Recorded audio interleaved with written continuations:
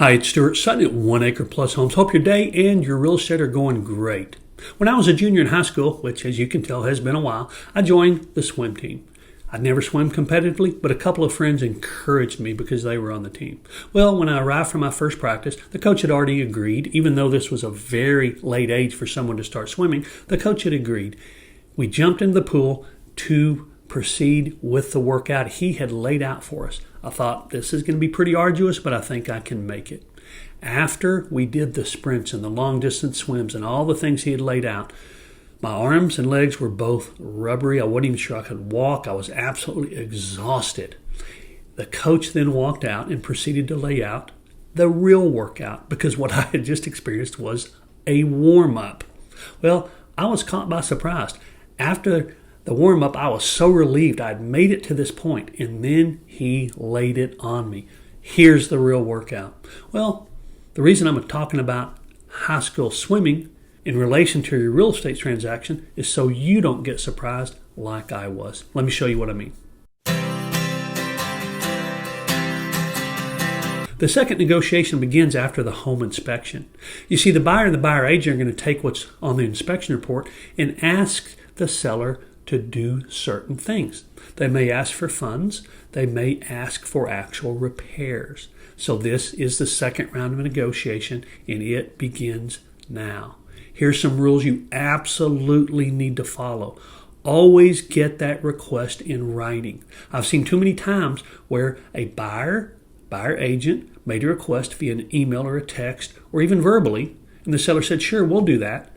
And then when the actual written request came over, it was different. So get that initial request in writing. I really don't think I would accept it any other way. There's a form that it needs to go on, and when it's on that form, when you initial sign, you're done. They can't come back and ask you for more things. But if it's an email or a text and you agree to it, they can come back and ask you for more things. Secondly, get proof.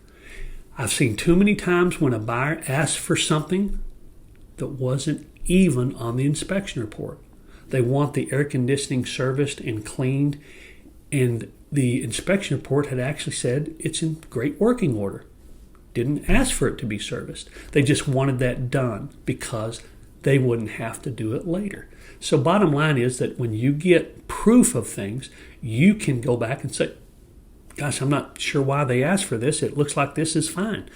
Always get proof. Now, some agents don't like to get the full inspection report. Understandable, because you do have to disclose it if this buyer goes away. But it's very common practice to get the pages that support the request. So if they ask for some work to be done to the AC and the roof, get the pages from the inspection report that identify those. Always get your own bids. I've seen too many situations where buyer's agents don't have good connections. And if your listing agent doesn't, that might be a question you want to consider asking up front. What kind of connections do you have with service people? This is really important. If you go to Angie's List or you hire one of these big corporate businesses to give you bids, it's going to be outrageous. I've even seen agents get bids come through without the repair person even going out to the job. That is always going to be a high estimate. Always. So get your own bids, especially with high ticket items. Heating, venting, air conditioning, electrical panels, plumbing like water heaters, the roof, whether it's just roof repairs or roof replacement. Septic, foundation, extremely important that you get your own bids. And again, I would ask that question, do you have access to people you trust who you have used? Because if not, your bids just aren't going to be in line. A couple of things that I want to make sure you're aware of, and I'm going to add a third to this. Always include a roofer, always include an engineer, and you can write this down. Always include a trusted septic expert. I'm going to give you some examples why. First of all, if the roof needs to be replaced, the seller, which in this case is probably you, but if you're the buyer, you need to understand this as well, will call out the insurance adjuster. The insurance adjuster will get on the roof and make a decision whether they're going to cover it or not. Here's the rule. Always make sure a roofer accompanies that adjuster on the roof. My policy is never, ever let an adjuster on the roof of one of my properties unless my roofer is there with the adjuster. Period. No exceptions. I've seen too many situations where an adjuster would not approve a roof if the roofer had not been there. And that's a lot of money. That's $8, $10, $12, $14, $20, $30,000. Give you an example. This happened very recently, just a couple of months ago. The roofer was with the adjuster, and the adjuster said this. He said, "This is not hail damage. This is blistering. We're not going to approve this claim." My roofer, who happens to be fairly knowledgeable, said, "Well, this particular manufacturer makes these shingles so they don't blister. So this isn't blistering because it can't be blistering. This is hail damage." And he showed him some areas where, even though it might have looked like blistering to the inexperienced adjuster, my roofer knew exactly what it was. Anyway, we got that claim covered, and the insurance company paid for a new roof. I can tell you so many stories like that. But if you ever let an adjuster on your roof without an experienced, trusted roofer, you're gambling big time. So always include an engineer. I had this happen as recently as, I'm not kidding, 3 weeks ago. Engineer is so important. Foundation companies come out to check foundations. So the home inspector said, looks like there might be a little issue. I see some things that might indicate foundation movement. Maybe you ought to have it checked. So the buyer, of course, gets a foundation company who comes out for free. They come out and they estimate about $9,000 worth of work. Well, we take that report and we say, we understand, no problem, let us consider this. We get an engineer who goes out, does their measurements, and there's no work needed at all. None, zero.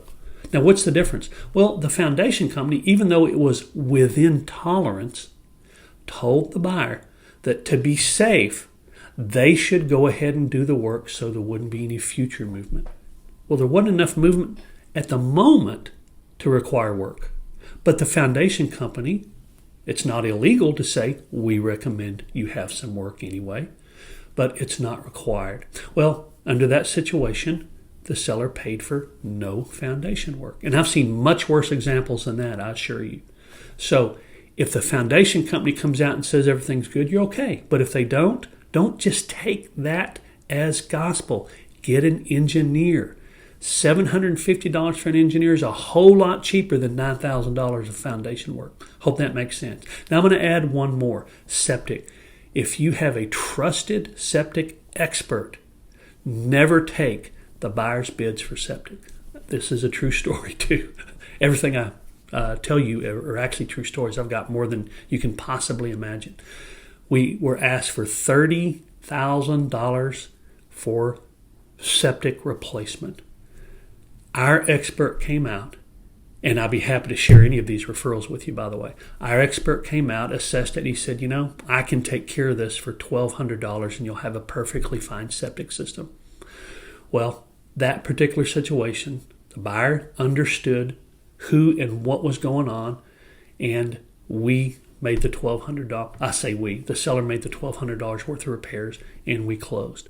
$9,000 versus $750. Getting a brand new roof for $14,000 or paying for it yourself. Bring out the experts. Do not skip that. I hope that makes sense. I did put another video up here. This one covers statistics. If you haven't looked at what's going on in the 1 Acre Plus market lately, you might want to. If you like what you're seeing, go ahead and subscribe. I hope to see you on the next video.